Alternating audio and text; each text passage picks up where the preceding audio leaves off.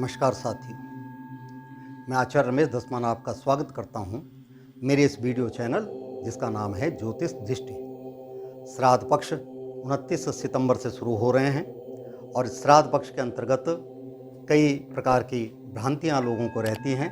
उन भ्रांतियों के निमित्त मैं अपने विचारों को वीडियो के माध्यम से आप सभी के समक्ष रख रहा हूँ। जैसे कि पीछे वीडियो में मैंने आपको बताया कि क्या क्या प्रयोग करना चाहिए, कैसे पितरों के निमित्त कार्य करना चाहिए। आज मैं आपको श्राद्ध में निषिद्ध जो बातें हैं उनके विषय में बताऊंगा। श्राद्ध में कुछ ऐसी बातें हैं जो निषिद्ध हैं, अर्थात उन्हें श्राद्ध के दिन नहीं करना चाहिए। सबसे पहले श्राद्धकर्ता के लिए निषिद्ध 7 बातें हैं। कैसे? दंत धावन, दातुन आदि न करें, तांबुल पान आदि न खाएं, तेल मर्दन, उपवास, श्राद्धों में उपवास करने की आवश्यकता नहीं है। स्त्री संभोग गृहस्थ में हो तो कृपा करके इन पक्षों में ये क्रिया भी छोड़ दें।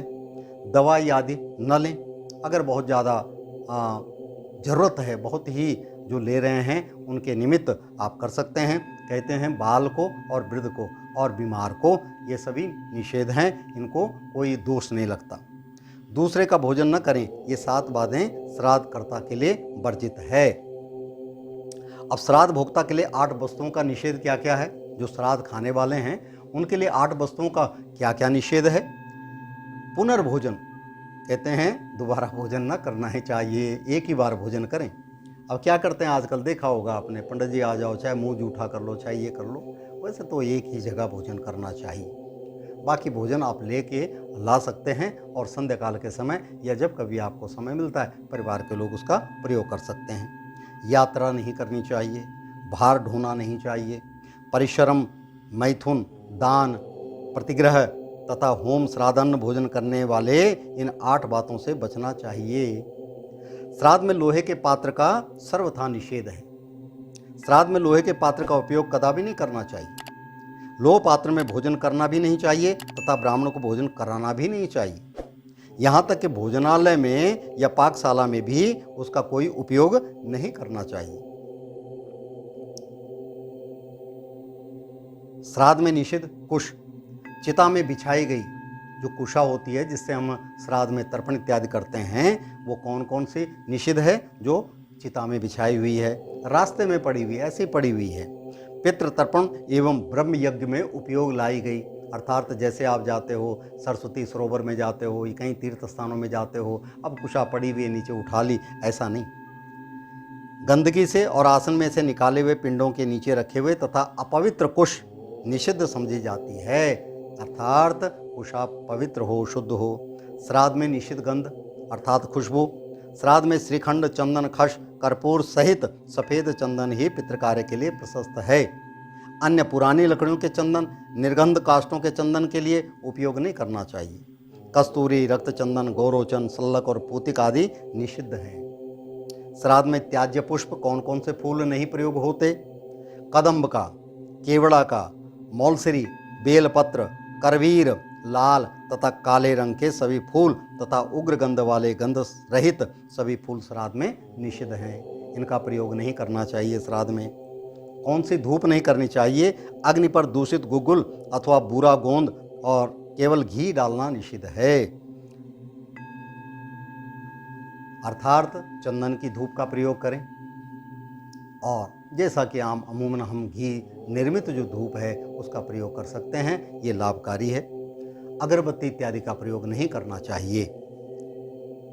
श्राद्ध में निषिद्ध ब्राह्मण अर्थात ब्राह्मण श्राद्ध में चोर, पतित, नास्तिक, मूर्ख, धूर्त, मांस विक्रयी, व्यापारी, नौकर, कुनखी अर्थात कोई अंग उसका हीन हो, काले दांत वाले, गुरुद्वेषी, शूद्रपति, भूत शुल्कों से पढ़ाने का या पढ़ने वाला, काना, जुआरी, अंधा, कुश्ती सिखाने वाला, नपुंसक इत्यादि अधम ब्राह्मणों को त्याग देना चाहिए।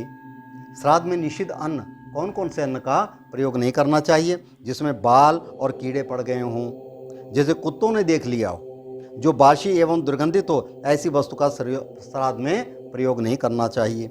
बैंगन और शराब का भी त्याग कर देना चाहिए। जिस अन्न पर पहने से वस्त्र की हवा लग जाए वह भी श्राद्ध में वर्जित है। मसूर, अरहर, गाजर, कुम्हड़ा, गोल, लौकी, बैंगन, सलगम, हींग, प्याज, लहसुन, काला नमक, काला जीरा, सिंघाड़ा, जामुन, पिपली, सुपारी, कुल्थी, कैत, महुआ, अलसी, पीली सरसों, चना, ये सब वस्तुएं श्राद्ध में वर्जित हैं। इनका प्रयोग नहीं करना चाहिए। श्राद्ध में मांस का निषेध है। वृत्त पाराशर में कहा गया है कि श्राद्ध में मांस देने वाला व्यक्ति मानो चंदन की लकड़ी जलाकर उसका कोयला बेचता है। वह तो वैसा मूर्ख है जैसे कोई बालक अगाध कुएं में अपने वस्तु डालकर फिर उसे पाने की इच्छा करता है। श्रीमद् भागवत में कहा गया है कि न तो कभी मांस खाना चाहिए, न श्राद्ध में ही देना चाहिए। सात्विक अन्न फलों से पितरों को सर्वोत्तम तृप्ति होती है। मनु का कहना है, मांस न खाने वाले को सारी इच्छाएं पूर्ण हो जाती हैं। वह जो कुछ सोचता है वह पा लेता है और जो कुछ कहता है वह सब सत्य हो जाता है। इसलिए श्राद्ध पक्ष में कोशिश करें मांस इत्यादि का निषेध हो। जो थोड़ा बहुत प्रयोग भी करते हैं, इस काल के अंतर्गत दूध का, फल का, इनका पान करें, ये बड़ा लाभदायक है। श्राद्ध से जगत की तृप्ति। मनुष्य को पितृगण की संतुष्टि तथा अपने कल्याण के लिए श्राद्ध अवश्य करना चाहिए। श्राद्ध करता केवल अपने पितरों को ही तृप्त नहीं करता, बल्कि वह संपूर्ण जगत को संतुष्ट करता है। जो मनुष्य अपने वैभव के अनुसार विधि पूर्वक श्राद्ध करता है, वह साक्षात ब्रह्मा से लेकर तृण पर्यंत समस्त प्राणियों को तृप्त करता है। श्रद्धापूर्वक विधि विधान से श्राद्ध करने वाला मनुष्य ब्रह्मा, इंद्र, रुद्र, अश्वनी कुमार, सूर्य, अनल, अग्नि, वायु, विश्वदेव, पितृगण, मनुष्यगण, पशुगण, समस्त भूतगण तथा सर्पगण को भी संतुष्ट करता हुआ संपूर्ण जगत को संतुष्ट करता है। कहते हैं एक गृहस्थी मोक्ष की प्राप्ति बहुत सरलता से प्राप्त कर लेता है यदि वह जीवन पर्यंत धर्म कर्म के कार्य को करता रहे। विष्णु पुराण में कहा है कि श्रद्धा युक्त होकर श्राद्ध करने से केवल पितृगण ही तृप्त नहीं होते, बल्कि ब्रह्मा, इंद्र, रुद्र, दोनों अश्विनी कुमार, सूर्य, अग्नि, आठों वसु, वायु, विश्वदेव, पितृगण, पक्षी, मनुष्य, पशु और ऋषिगण आदि अन्य समस्त भूत प्राणी तृप्त होते हैं। इस प्रकार गृहस्थ को चाहिए कि वह हव्य से देवताओं का, कव्य से पितृगणों का, अन्न से अपने बंधुओं का सत्कार तथा पूजन करे। श्रद्धापूर्वक देव, पितृ और बांधवों के पूजन से मनुष्य परलोक में पुष्टि, विपुल यश तथा उत्तम लोगों को प्राप्त करता है।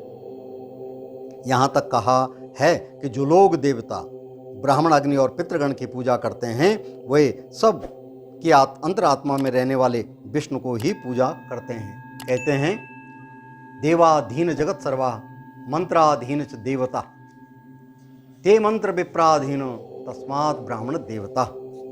जो मनुष्य इस लोक में भगवान की भक्ति भाव को करते निश्चित करता है, श्राद्ध पक्ष को परिपूर्णता से करता है, उसको इस लोक में और ब्रह्मलोक में ज्ञान की, मोक्ष की प्राप्ति होती है। देवाधीन जगत सर्वा, यह संसार पूरा देवताओं के अधीन है। और वो देवता किनके अधीन है? मंत्रों के अधीन है। और वो मंत्र किसके अधीन है? विप्र, ब्राह्मण के अधीन है। तस्मात् ब्राह्मण देवता, इसीलिए ब्राह्मण को भूदेव कहा गया है। जैसे अध्यापक आपको पढ़ा करके आगे की शिक्षाएं ले जाता है, वकील बन जाए, कलेक्टर बन जाए, इंजीनियर बन जाए, लेकिन रूट कहाँ है? एक अध्यापक के पास। तो इसीलिए एक इंजीनियर अगर कोई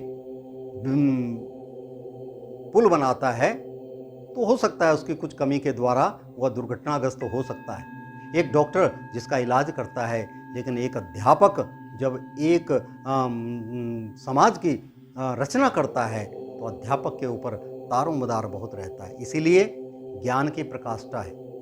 इसीलिए सबसे पहले हमारे वेद शास्त्रों में कहा गया है, गुरु गोविंद दोऊ खड़े काके लागू पाए, बलिहारी गुरु आपने जिन गोविंद दियो मिलाए। रास्ता तो वही बताते हैं। उसी अध्यापक ने इंजीनियर बनाए, उसी अध्यापक ने डॉक्टर बनाए, उसी अध्यापक ने बड़े बड़े मंत्री बनाए, लेकिन अध्यापक की महिमा सर्वोत्तम है। उसी प्रकार से संसार के अंदर ब्राह्मण की महत्ता, जो ज्ञानवान है, जो चर्चा युक्त है, जो समाज को आगे बढ़ाता है, जो समाज को सही दिशा देता है, मित्रों, वह ब्राह्मण ही है।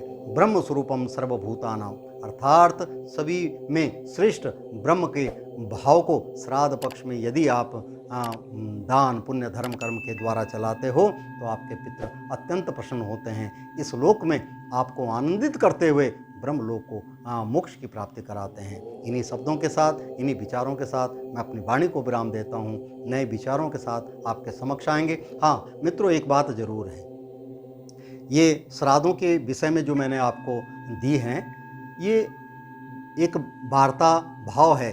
हो सकता है इससे भी और उत्तम कई गुण हों। उन गुणों को यदि आप मुझे टेलीफोनिकली बताएं या मेरे को कमेंट्स करें तो मुझे बड़ा खुशी उत्पन्न होगी, और ताकि मैं अपने विचारों को और उनके साथ समाश्रित कर सकूं। हो सकता है समाज को एक नई दिशा, नया भाव मिल जाए, जिसके द्वारा हम भी प्रयासरत रहें, आप भी प्रयासरत रहें। इन्हीं शब्दों के साथ मैं अपनी वाणी को विराम देता हूँ। नए विचारों के साथ आपके समक्ष आएंगे। तब तक के लिए नमस्कार।